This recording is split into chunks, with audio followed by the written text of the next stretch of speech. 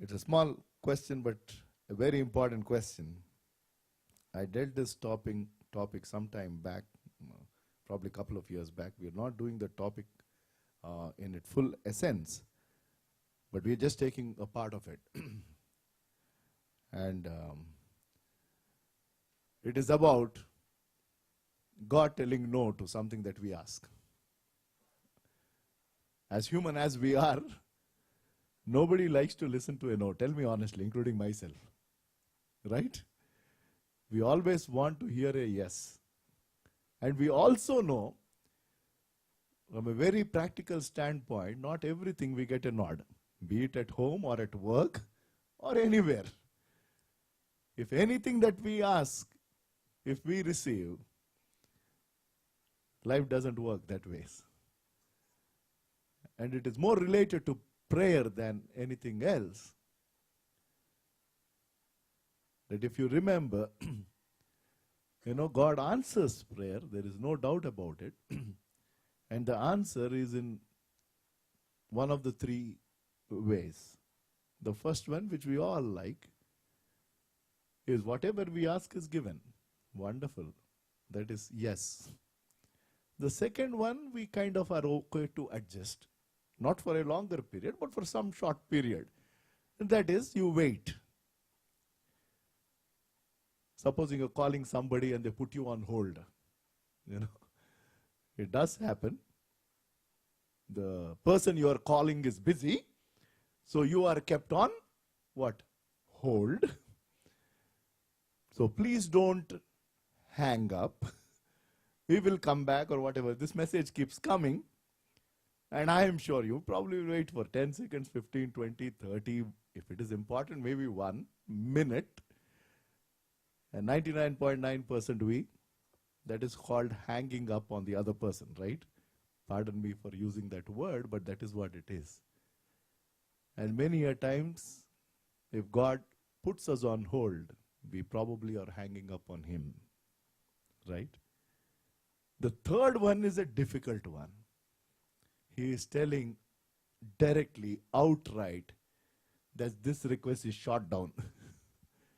There is something else. But the moment we hear a no, we don't want to look at any other alternative. That is where is the problem.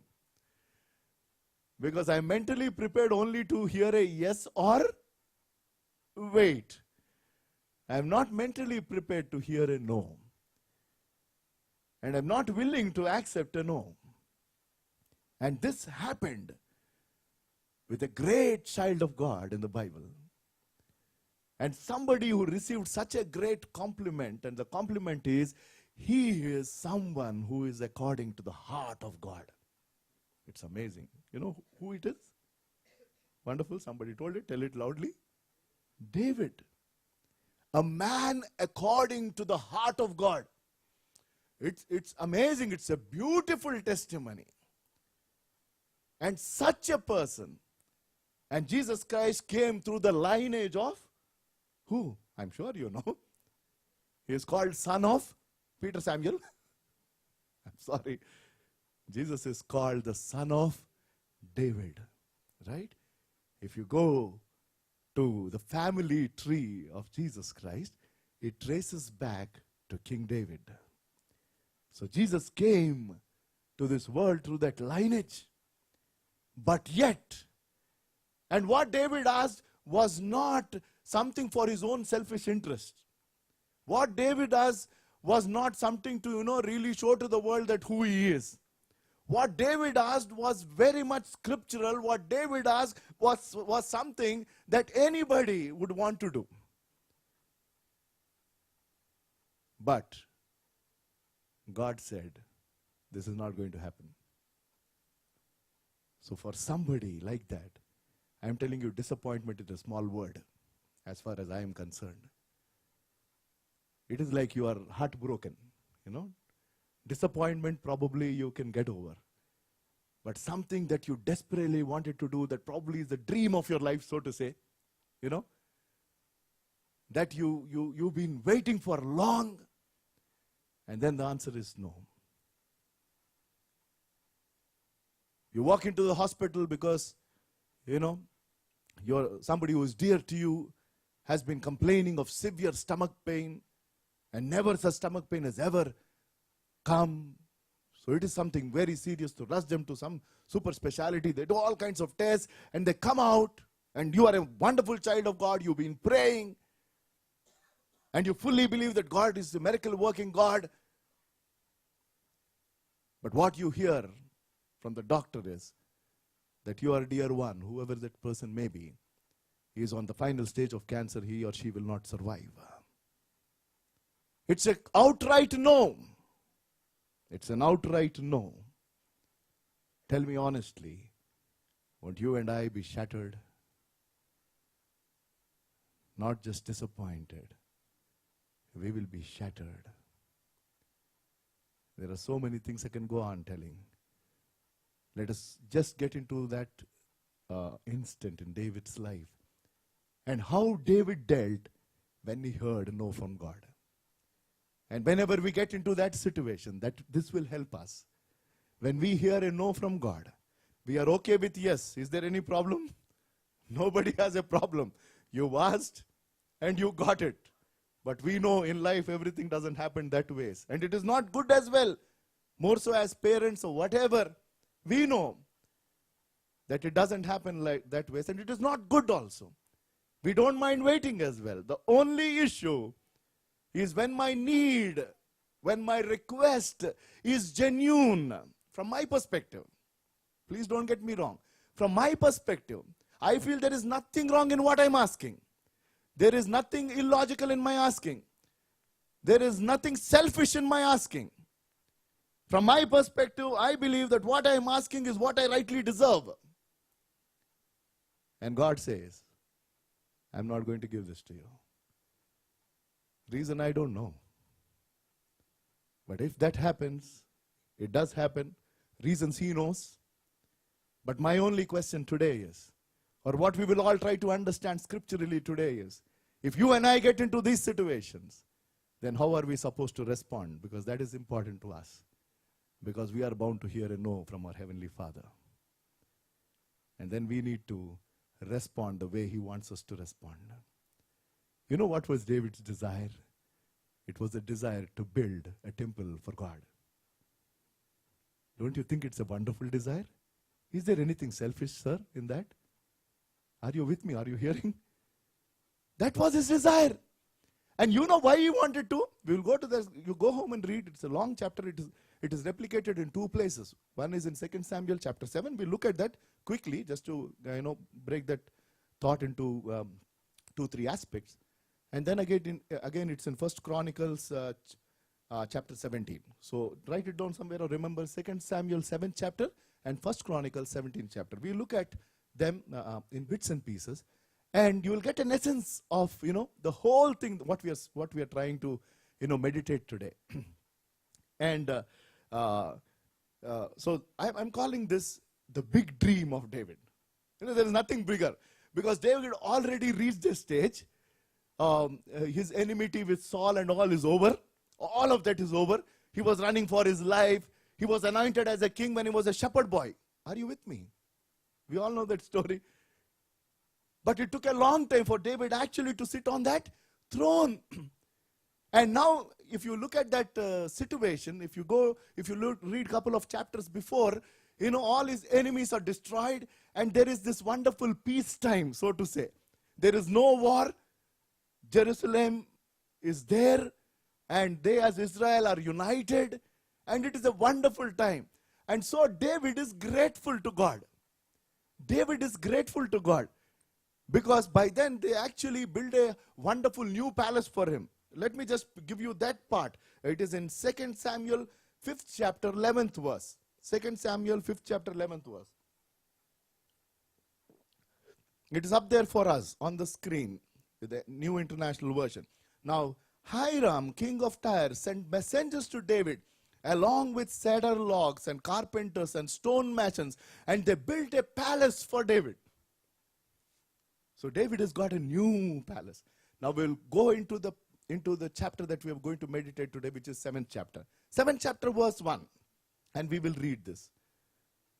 So here is David. He is telling, After King David was settled in his palace, and the Lord has given him rest from all his enemies around. So he is finally, as we say, taking a long breath. Right? Sometimes we say, finally, there is some peace of mind. Right? So that is the situation. He's fine. And then he is sitting and thinking, I am doing fine. Now if you go to verse 2, he says, Nathan replied to David, whatever you have in mind, do it, for God is with you. Nathan is the prophet. And if you remember, Nathan at one point in time walks up to David and he says, David, what you've done is wrong. And that was his sin with Bathsheba. So if you go to verse 3,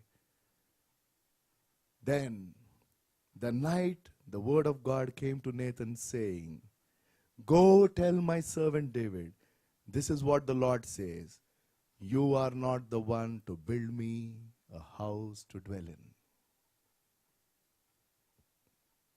And he is shattered. He wanted to build something for God. And verse 5, if you see, I have not dwelt. This is what is the response that we hear. So we will look at the first one, the first part of today's message. So David as a king made a holy resolution, is what we are terming it. Why we called it a holy resolution is he wanted to build a temple, a dwelling place for God. The reason why he wanted to build that is, he said, I am in a nice palace and I don't want to see, if you go to verse 2, is this the complete verse? I think we are missing something. That is not, I'm not telling 1 Chronicles 17. Go to 2 Samuel 7th chapter. 2 Samuel 7th chapter, verses 1 and 2. Right, this is verse 1, verse 2 of the same chapter. 2. Let us read verse 1 and 2 together. If the whole thing can be put up out there on the screen, please. Yeah, wonderful. After the king was settled in his palace, and the Lord has given him rest from all his enemies around him, he said to Nathan, who? Who is saying to Nathan? David as the king. He's telling to Nathan, I am here. Here I am. This is what was missed. Here I am living in a palace of cedar while the ark of God remains in a tent. Are you getting it? So David is telling, God gave me victory. All my enemies are now, not troubling me. And the people here have built me a new palace. God did so much for me. If I don't do anything for him, that is not right on my part. Are you getting it? So don't you think this request is genuine? This request is a holy request. That's as far as I am concerned, because he is thinking of building a temple for the Lord. Because the ark of the covenant back then, during those time, was not in a permanent place. We will get to it, why it is that way. And we will also get to the answer as to why God said he cannot build. The answer is there here. But what I'm telling is, sometimes if he tells no to me, probably I don't know the answer. And I cannot give you an answer when God says no to you. You need to check with him why he is telling no. But we are going to see in this whole story or this incident as to when God said no, what was something else that God was telling. When he says no, please remember, if God shuts one door, as an example, I am a firm believer, and the word is true, that God will open 100 doors. Hallelujah. If he shuts one, there is some reason why he shut it. For me, probably that is the only door. For me, this is the only way that I look at that a problem can be resolved, or so on and so forth. But he knows much more than I do. What you're asking could be genuine. Again, I'm telling you, there is nothing sinful in what you're asking. You're desperate. If you see, it seems such a wonderful request. He's telling, I am living in this palace. This is not right, I am living here while the ark of the Lord remains. For this, Nathan as a prophet says, please do. That Unfortunately, we missed it. I apologize. Verse 3, Nathan replied to the king, oh, you want to, because he is also a prophet of God. So Nathan also is happy. He is also excited. Oh, I never thought of this like this. You know, the Ark of the Covenant is always in the tent. Oh, maybe God told David that a temple has to be built. So Nathan didn't inquire with God. If you see, sometimes, man of God, including myself, can do mistakes. So please, I will never, if some people come up to me, I don't know why, probably some men of God encourage, I'm not picking up anybody, but some people come to me and they say, Pastor, please pray and tell me, what God is telling. I said, I don't have that revelation, ma'am. I say, you have direct access to God as much as I do. And I'm a firm believer. Yes, the moment you and I gave our life to the Lord, our hotline with Him is open. Please, you and I have the greatest privilege to come to our Father in heaven through Lord Jesus Christ. I'm a firm believer again. If God reveals something to me about somebody, I fully believe it will be revealed to that person as well. Same thing applies to me. If God reveals something about me to some other person, and if that person comes up to me and says, Pastor, this is what God revealed to me about you, I will not, discount it. I say, thank you so much. I will go back and pray and ask Him to speak to me. Because I want that confirmation directly from my Father in heaven. And that is what should be with each one of us. Because we all, as children of God, have direct access to Him. Call it to Him. When Nathan heard this, he didn't think twice, because the request is so genuine and related to God and His ark. So Nathan immediately says, Nathan replied, whatever you have in mind, because there is nothing sinful out there. He said, go ahead and do it. The Lord is with you. He gave guarantee also. Immediately God warns Nathan. Verse 3. Verse 4. So now we come to the second one. The first one, lack of time, I just summed it up, but I'm sure you got the essence. The first one of the three things that we're going to see today. The first one is David made a holy resolution. Are you okay with using that word? Because he wanted to build what? Are you with me? He wanted to build what? Another bigger palace? He wanted to build a temple. Why? Because he is living in a beautiful palace. Why? Because his enemies are at rest. Because of all that God has done for him, in gratitude, in response, David was having this biggest dream ever. The biggest dream ever. So there is this holy resolution, but beside that, there is a heavenly response. And the heavenly response is no. No. That night, the word of the Lord came to Nathan saying, go tell my servant David, this is what the Lord says. Are you the one to build me a house to dwell in? And he explains. He gives reasons. There is this saying, I think it is probably a simple English saying of the many. I don't think it is biblical, though. I'm not sure. I don't think it is biblical. They say, man proposes. You know this? God disposes, right? Have you heard of that? Right? This is something similar, David proposed, God disposed. He told something else. So the heavenly response was a negative response. The heavenly response was not a positive response. It was not what David expected, and it was not what Nathan expected as well. I think it came as a shock to Nathan, but he, as a prophet of God, he goes back, and we will look at that. The next verse, please. He says, in the heavenly response, as God is speaking, he is telling, I have not dwelt in a house from the day I brought the Israelites up out of the Egypt to this day. I have been moving from place to place with a tent of my dwelling. And then Wherever I moved with all the Israelites, did I ever say any of their rulers, whom I have commanded to shepherd my people Israel, why have you not built me a house? So God is telling, I never intended this. So that is the reason I am telling David can't do this.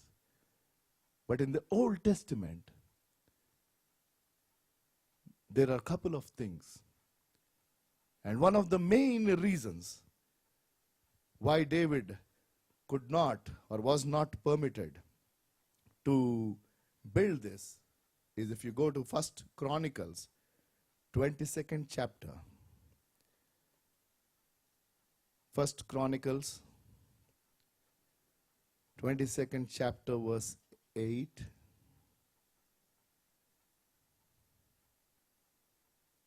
Here is the answer. But this word of the Lord came to me. You have shed much blood and have fought many wars. You are not to build a house for me, for my name, because you have shed much blood on earth in my sight. That was God's reason. Since you are a man who shed so much of blood, you cannot or you should not. There is nothing wrong with David's dream. His motives were pure. His intentions were well-pleasing to God. But he was not the right man to do this job. That is one-line answer. What David wanted to do was a good thing. Please remember. What David wanted to do was a pure thing. What David wanted to do pleased the Lord as well. But the question is, he was not the right person to do that. And that is the heavenly response. But it doesn't stop there. If we again go back to 2 Samuel chapter 7 and we pick up from verse 8 onwards, it says, now then tell my servant David, this is what the Lord Almighty says. I took you from the pasture and from following the flock to a ruler over my people. I have been with you wherever you have gone, and I have cut off all the enemies. Now I will make you a great name like the names of the greatest men on earth, and I will provide you. So he is telling something positive or something superlative to David. He is telling that, because of whatever you did, I am going to do certain things for you. He is talking about, he's promising him prosperity, he's promising him security. He's telling, I will provide a place for my people Israel, and I will plant them so that they can have a home of their own and no longer be disturbed. Wicked people will not oppress anymore as they did at the beginning. Let us go on and have done ever since the time I appointed leaders over people Israel. I will also give you rest from all your enemies. The Lord declares to you that the Lord himself will establish a house for you. He says, when your days are over and you rest with your fathers, I will raise up your offspring to succeed you, who will come from your own body, and will establish his kingdom. Let us move on. He is the one who will build a house for my name, and I will establish the throne of his kingdom forever. So while he said no to David, God said yes to that request. But the right person is not David, but his son. Who? Solomon. Solomon. So David's dream was broken. But he knew why it was broken. And he also knew how that dream will actually get fulfilled. Now, it is for David to respond, and that is the most important thing. How did David respond? Before we look at that, if you and I are in that situation, not with this request per se, but any request which probably seems very genuine in our lives, if God says no, do we end up blaming God? Do we end up becoming bitter? Do we get angry? I'm just asking questions. I'm sure there will be some kind of negativity that may prevail in our minds. We may struggle, we may be disturbed, we may be disappointed, and we think, where have I gone wrong? Is there anything wrong in my asking? I have prayed and pleaded, but yet, God is not giving me this hike or, this promotion, or the health of our dear one is only sinking, but it is not really getting right, and so on and so forth. I have heard a couple of no's in my life. There were big no's, difficult no's. And the two main things God told no was one related to my dad's death, and the second was related to my mom's death. And I can talk about my dad back in 1994. In the beginning of that year, he had a boil on his neck, and he was diabetic and severe hypertension as well. And during that time, I gave him a heart attack by way of my behavior and the things that I'd done in my first job ever. Because of my habit of drinking, and I've become an addict by that time, I had messed up a couple of lakhs of rupees just on drinks. My dad was just a retired school teacher and was running this church, which was beneath just about 50 families, so to say. So he couldn't take it from a literal human standpoint. He couldn't take it, is what I realized. That how could his eldest son do something like this? And he was such a wonderful man of God. After he passed away, I got to see his various Bibles that he used. He has a habit of, noting down. During that period, he was meditating on the life of King Hezekiah, and King Hezekiah had a sickness. And God assures him 15 years extra life. It is very clear in the Bible. So my dad with his pen wrote, he was 61 back then. He wrote 61 plus 15. So the total he put it as 76. That means to say he never told anyone of that. But when he passed away later on, when I looked at that Bible, I realized that my dad claimed it as a promise. He believed that he is going to give him 15 years. He didn't get 3 months. My dad passed away that very year. So God told an outright no to my father. He never knew. 10 years from there, my mom, first time ever, she went to a hospital. And after that, I rededicated my life. I went through a lot of hardship. I went through a lot of breaking. I didn't have this cruise car and all then, brother, sister. It was hand to mouth, so to say. Sometimes we didn't have food for even one morning. We had food, so probably there was no food in the evening. I'm not exaggerating. For whatever I've done. 10 years of struggle. And the only person within the family was my mom. And she was rushed to the hospital. First time ever she got hospitalized in her entire life. First time ever. And we were fighting with the Lord in prayer, we said. I have a sister and a brother. My brother and sister are too attached to my mom.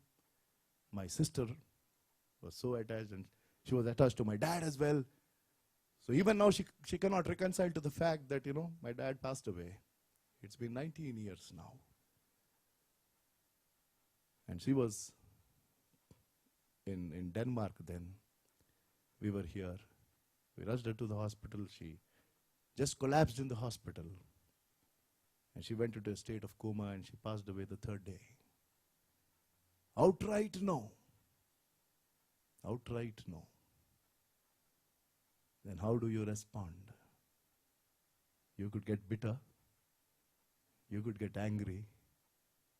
You could say, God is unjust. My sister still questions me. She says, why? And now why? There are so many people in this very church who are in the same age of daddy and mommy. Both of them has done so much to the Lord. They gave their lives to the Lord. They sacrificed so much. And after dad passed away, you've been doing that work based on his call for 10 years. Why? Dad, why did God take away mommy?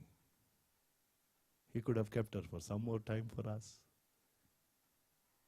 So how do you respond when God says no to something that is a genuine request? Genuine request. I'm not taking you on some emotional trip. This is God's words as it is. I'm just putting it out there as He leads me. So there was this holy resolution and there was this heavenly response. But my whole focus is, how did David react to what he heard from God? God said, you're not going to do this, but I am telling you, I'm going to establish your family. I am promising you prosperity. I am giving you security. Your kingdom will remain forever, and that is true even till date, until it's coming.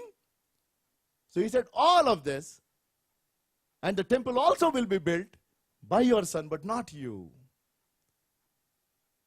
And when David heard all of this, let us see, verse 18 of 2 Samuel chapter 7, a humble reaction. I'm calling it a humble reaction. I praise God for the life of David. Then King David, go home and read the whole chapter. It will take you 5 to 10 minutes, but read today. Then King David went in and sat down. It is important for me. In such situation, we don't want to sit down. You know, sitting down is not just literally sitting down. Sitting down is within ourselves, calming ourselves. Many a times when we hear a no, we are disturbed. Practically speaking, we are disturbed. We cannot get our thoughts together. This thoughts goes here and there. We are so disturbed that, we actually don't spend time with Him in the literal sense. And that is where the problem is. When David heard the response from God, he told, you are not going to do, I'm not going to repeat, we've heard it. And when David heard the response of God, then King David went in and sat before the Lord. When God says no, and he goes on to explain why he is saying no, and tells you what is the alternative. Are you with me? God says, this is the alternative that I have. And I am telling you, the alternative is always better. It might not be, acceptable to you at that stage, but when you look back, God always has a better way. God always has a better way. I can tell you that. Even after going through this pain myself, I can still say, now, when I look back, I didn't understand 19 years back, I didn't understand 8 years back, but here I stand as his dear child and say, all things work together for the good of those who love the Lord. I don't hold anything against my Father in heaven, because I have this faith that I will see both of them and will live with them forever and ever. Is it painful? Yes, it is. But what he has done over these 19 years, when I look back, it amazes me that he chose me instead of my dad. While he sowed the seed, I am reaping the harvest, unworthy as I am. It's amazing. It's amazing. So this is the humble reaction or response that David is giving. And he was able to do this because of that first line, brother, sister, church. The King David went in and sat before the Lord. My question to you is, when your dream is shattered, when what you asked is not what you've received, have you made the effort to go and sit in his presence? Sit in his presence saying, Lord, can you help me understand? And he said, who am I? When God told how he is going to bless his family, how he is going to still fulfill that request, but through his son, not through him. and gave him the whole perspective and the picture of why he is telling no. And he told that you are going to remain forever, your kingdom is going to be established, and all of that. David was overwhelmed by the goodness of God. Now his focus is not, God told no to my, request, my good request, my holy request. I want to do something for him. It doesn't really matter whatever he does, but finally he told me no. He didn't. His whole perspective changed. He's telling, who am I, O sovereign Lord? And what is my family that you have brought me this far? 3 things I want to say. Lack of time, we will be closing. So these 3 are very important, based on David's humble reaction or response. Let us quickly jump to verse 22 from here of the same chapter. See what David is telling. How great are you, O sovereign Lord. There is no one like you. There is no God but you. And we have heard with our own ears. So the first one David did, when he heard a no from God, when God disappointed David, David is reflecting in God's presence. I've skipped the middle verses from verse 18 onwards. That's why I said go home and read. If you read that whole portion, you will understand. When he sat in the presence of God, the focus was not on him. Please remember, the focus was on God. Are you getting it? The focus was on God. He was reflecting. That is what reflecting means. Sitting back and thinking over and over again. Not about, my dream is shattered and things like that. It is about what God is all about. And that is what we need to do as children of God when we sit in His presence. You reflect on Him and who He is and nothing else. He was reflecting in God's presence. And verse 25, we'll quickly jump to verse 25. And now, Lord God, keep forever the promise you made concerning your servant and his house. Do as you promised. He not only reflected in God's presence, he rested on God's promise. Please remember, write it down or go home and scribble somewhere. He reflected in God's presence and he rested on God's promise. And the third most important, I did it myself and I encourage people out of my own life's experience of the many that God gave me. He readjusted to God's purpose. Most important, brother, sister. We might have so many plans, but when we hear that our plan is not according to His, He is the best architect, I readjust myself to His plan. Do you believe He has a better plan? We feel our plan is the best, there's nothing better. I'm telling you, this is practical. This is practical. We are going to hear and know. I'm not trying to discourage you, disappoint you. Somebody might be thinking, I thought I'll hear something, and what is this that God is giving me today? Time and again He is telling, no, I came with such a desperation that I'll hear an yes. Not everything that we ask, we receive. But He knows best.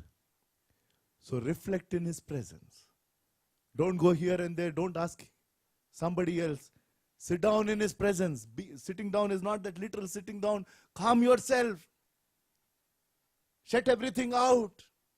Whatever is bothering you, just reflect in His presence.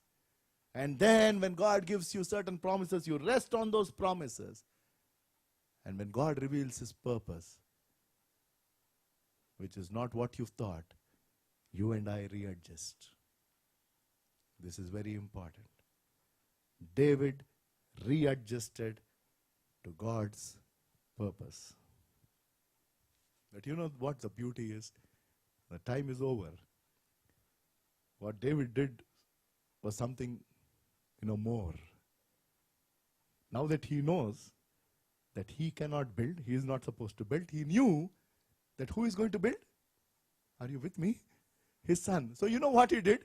He started gathering as a father for the house so that he gives material to his son. Amazing.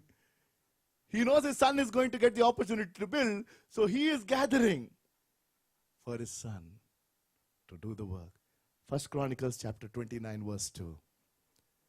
First Chronicles chapter 29 verse 2. Here it is. With all my resources, I have provided for the temple of my God. Gold, bronze, and so on and so forth. There's so many. That chapter describes from verse 1 that David started gathering. My question to you and to myself is, what have you and I been doing? When God said no, am I idle? That is IDIL, or am I involved? Many a times, when it is no, I will stop doing anything else. Are you getting it? Because I am hurt. I just go into a shell. I say, no, I will not, I'll stop praying. I will not read His word. If not all of that, next 2 Sundays I'm not coming, that's all. I have come enough times to church, and finally this is the result. There is no point. It is the same Peter Anna who speaks. Unfortunately, it's not Peter Anna. It is God who is speaking to all of us. But as human as we are, the immediate tendency to say, let me not do anything. David didn't just shut off. He was not idle, but he was involved. He said, I will accumulate everything for the temple. I will accumulate everything for the temple. Let my son use all of this that I gave to do the work of God. So when God says no, sometimes our disappointments are not only opportunities for us to reach maturity, but also to minister. So one man of God said, if David could not build, he gathered material for the building. Wow. If David could not build, he gathered material for the building. Was David disappointed? I'm sure he was. But he got over. That is what you and I have to do. Let's close our eyes in prayer. For the word that we heard today, He is a God who speaks. And He spoke all over again. It is for you, my dear brother, sister, church, friends. It is for you to either receive or reject what you heard. I fully understand it is not easy to hear a no. And more so for a genuine request. And more so if it is related to the work of God. Let us take that step. Maybe it is something that you want to do for the Lord and God said no. It is not something for your own need. And if at all that happens or happened, God will have a reason. He has a clear response. Like David, you and I have to sit in His presence and reflect in His presence and rest on His promises. And if you know why He has told no, readjust yourself to His purpose. It is important that we adjust our plans according to His. He should not adjust His plans according to us, because He is a master planner. He has built you and me in our mother's womb with a specific plan in mind. If you have not given your life to the Lord, I only request you to do so. For today is the day of salvation. And many of you have given your lives to the Lord. You are on this journey with Him. And probably you have heard a couple of no's already. And if you didn't know why He told no, go back and sit in His presence. spend that quality time with him and receive his response so that you could readjust. He has a better way. Heavenly Father, we thank you for your precious word. And we bless your holy name all over again for having spoken to us, for having revealing yourself in a way like never before. If your answer is no at times, give us the heavenly wisdom to understand and accept a better alternative that you already have. In Jesus' name we pray. Amen.